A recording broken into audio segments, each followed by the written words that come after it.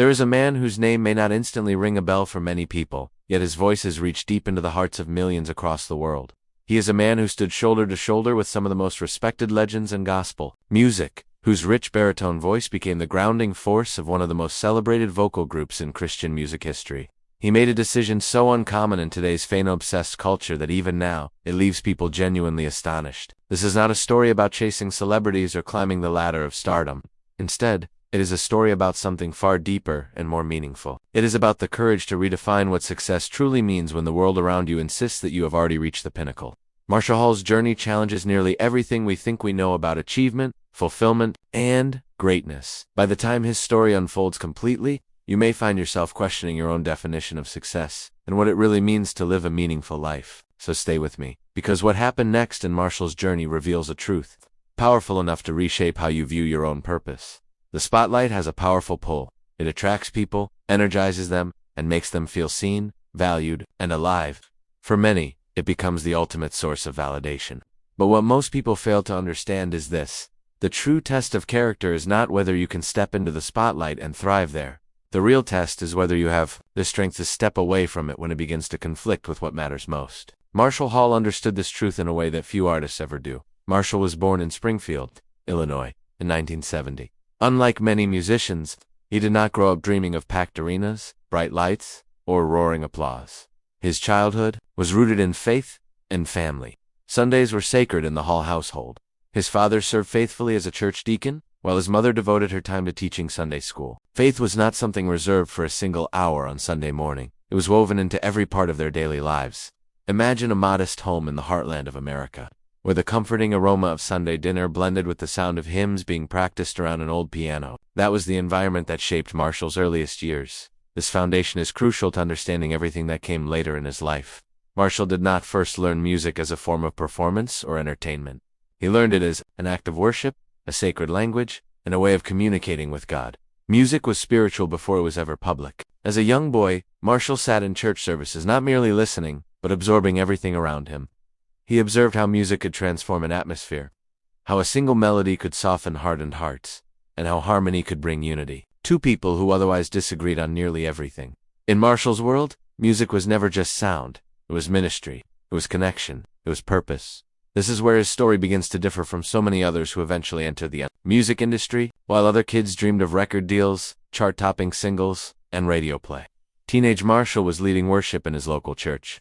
He was writing songs not for commercial success, but for spiritual impact. Years later, he reflected on those early days with remarkable humility, saying, "I wasn't trying to be famous or anything. I just wanted to use music to help people connect with God." That simple statement carries tremendous weight.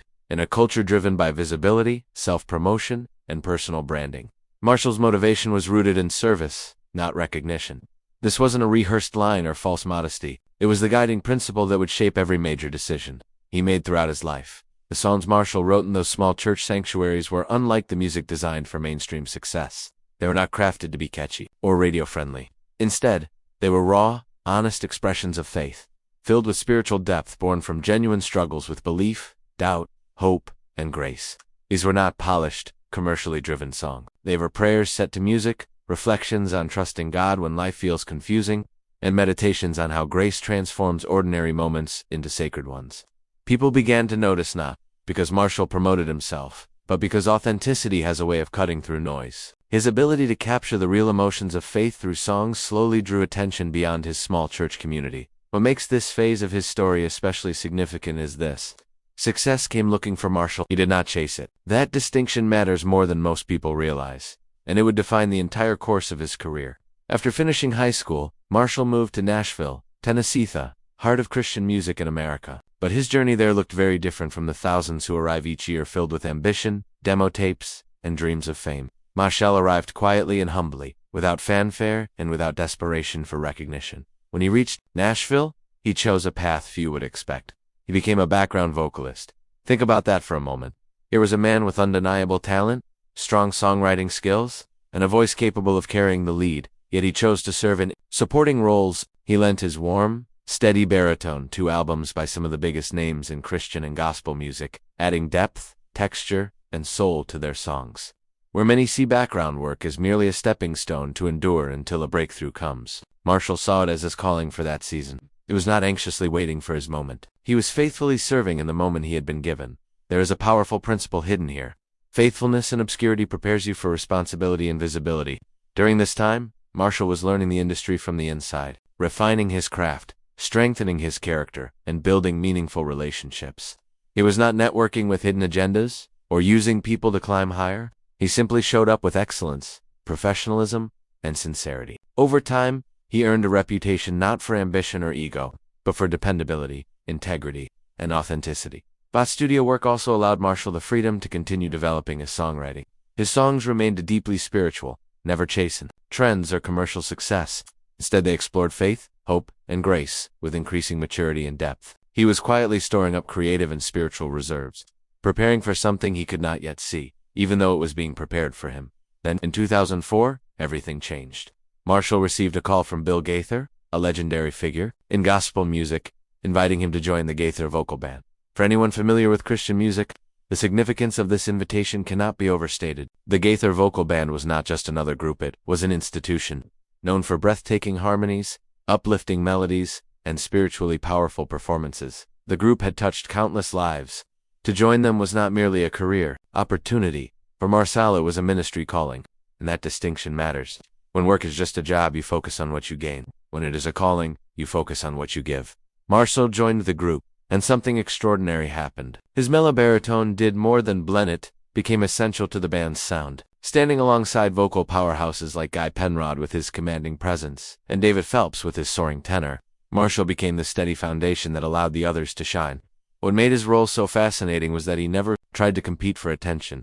In a group filled with strong personalities and immense talent, Marshall brought balance. He brought calm, emotional depth without theatrics, and power without pretense. His bandmates later spoke of how his presence steadied the group, how his quiet strength grounded their performances, and how he held everything together simply by being fully present and authentically himself.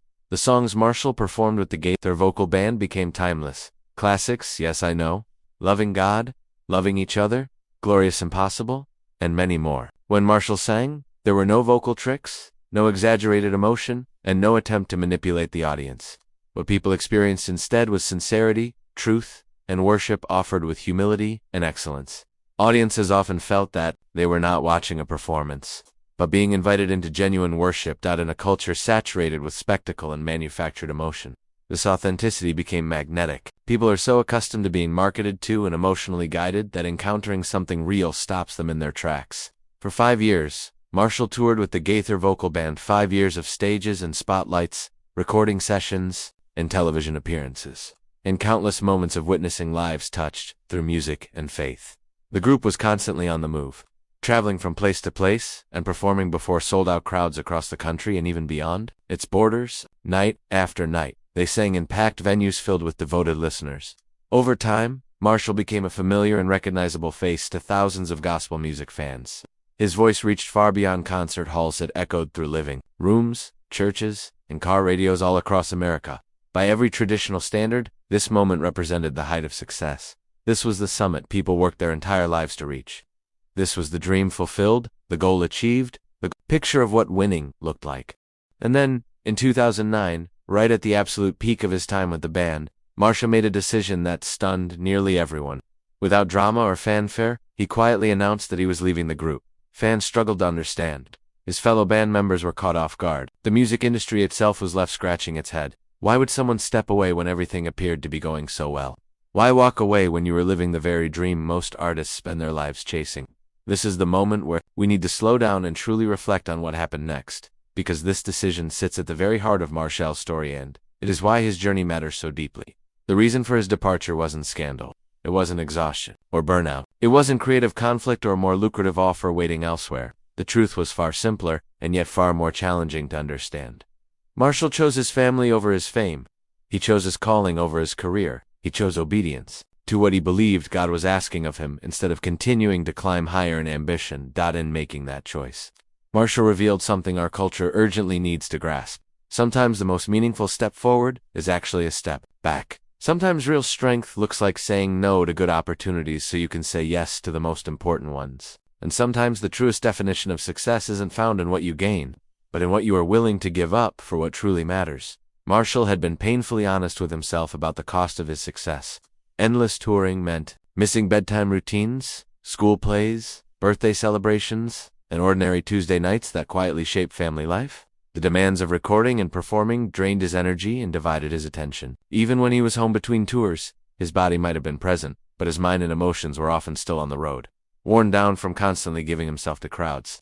His children were growing up before his eyes, yet he was experiencing their lives in snapshots rather than in the daily moments that actually build childhood memories. His marriage, though strong, was under strain from his frequent absences, so Marshall asked himself a question that every person eventually has to face with honesty and courage. What do I want to be known for when my life is over?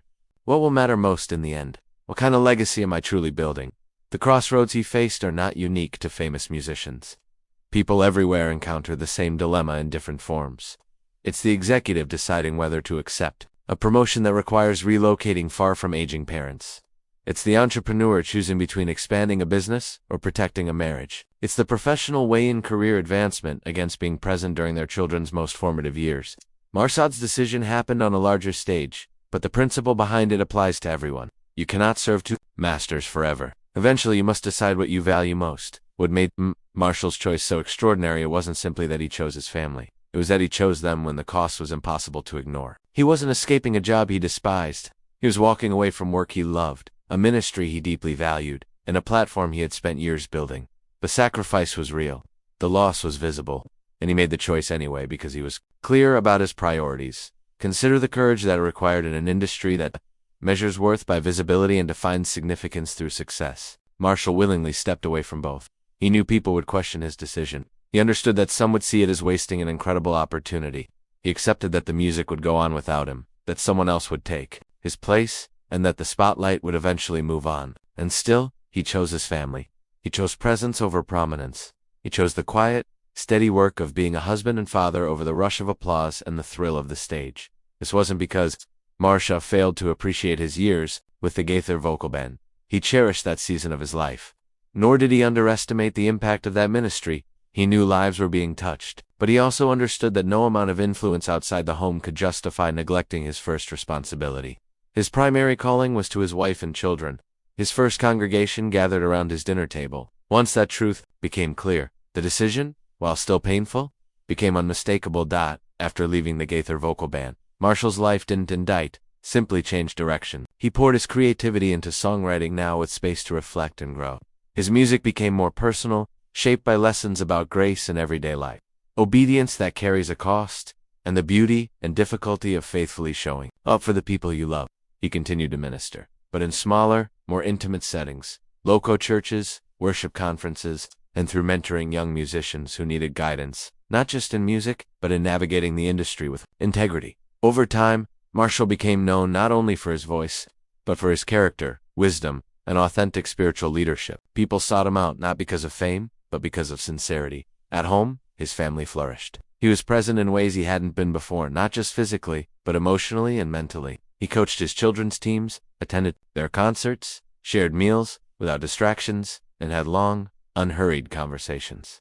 He invested in his marriage with the same dedication he once gave his career, learning his wife's heart and sharing fully in the everyday responsibilities of family life. In church, he showed up as a regular member rather than a visiting artist, serving, praying, and living in genuine community. What Marshall discovered is something many people never fully understand until it's too late. The most meaningful work often happens where no one is watching. Lasting legacy isn't built on stage as it's built at home. The most important impact isn't measured by audience size, but by the depth of your relationships with those closest to you. Late-night talks with a struggling teenager, quiet moments caring for a sick child, ordinary family dinners, morning coffees shared with your spouse. These moments shape a life. These are the investments that grow over time. These are the choices that eventually leave either deep peace or deep regret.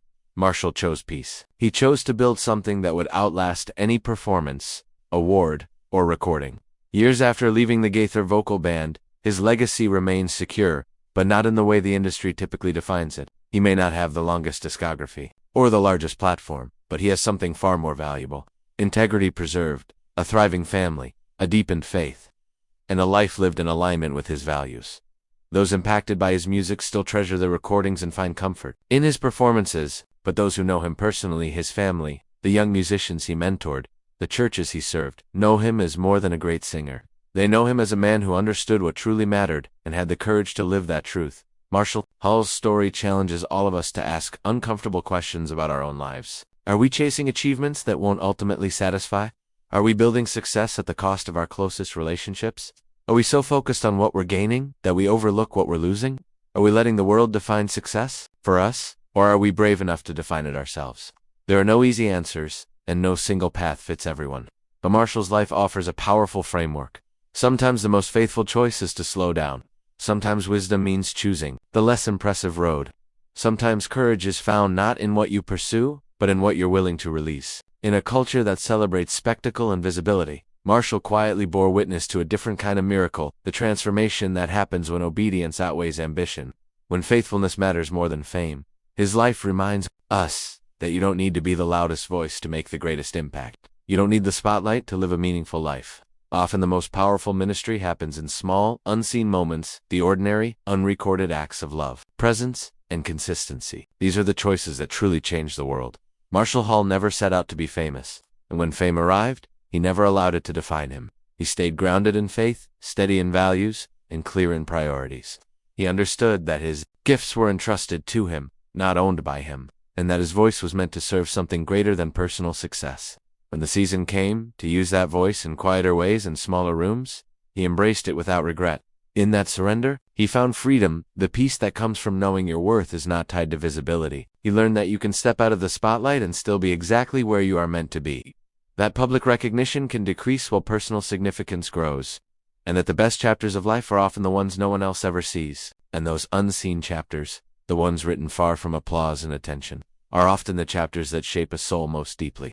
They are the seasons where character is refined, where love is practiced daily rather than proclaimed publicly, and where faith moves from theory into lived reality. Marshall discovered that significance does not require an audience, and purpose does not demand recognition. In fact, some of the most meaningful transformations happen precisely when the crowd disappears. As time passed, the urgency to prove himself faded. Without the constant pressure to perform or produce, Marshall learned to rest in who he was rather than what he did. His identity was no longer anchored to schedules, stages, or expectations. Instead, it was rooted in consistency, being there, day after day, for the people entrusted to him. He learned that showing up repeatedly, even when nothing dramatic was happening, was itself an act of faithfulness. There were moments, of course, when he missed the energy of live performances, the connection with massive crowds, the shared experience of music filling a room. But those moments were outweighed by something deeper and steadier. He gained mornings without rushing, evenings without exhaustion, and relationships that grew stronger instead of thinner. He traded noise for clarity and busyness for peace. Marshall also came to understand that obedience does not shrink a life, it reshapes it. What looked like stepping down from the outside was actually stepping into alignment on the inside. His influence didn't disappear, it changed form. It became quieter, slower, and more personal, but also more lasting. The people he invested in carried his wisdom forward. The children he raised would one day echo his values. The faith he lived out daily spoke louder than any microphone ever could. In the end, Marshall's story is not about walking away from success, it is about redefining it. It is about recognizing that life's greatest rewards are not always visible, measurable, or celebrated. They are felt in peace, at night, in relationships marked by trust, and in the knowledge that your life reflects what you claim to believe.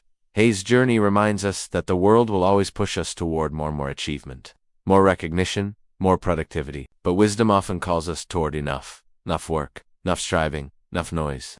And in choosing enough, we make room for what truly sustains us. Marshall Hall's life stands as a quiet testimony that fulfillment is not found in climbing endlessly upward, but in knowing when to stop climbing and start dwelling in presence, dwelling in purpose, dwelling in love. And that choice, though rarely celebrated, is one of the bravest and most meaningful decisions a person can ever make.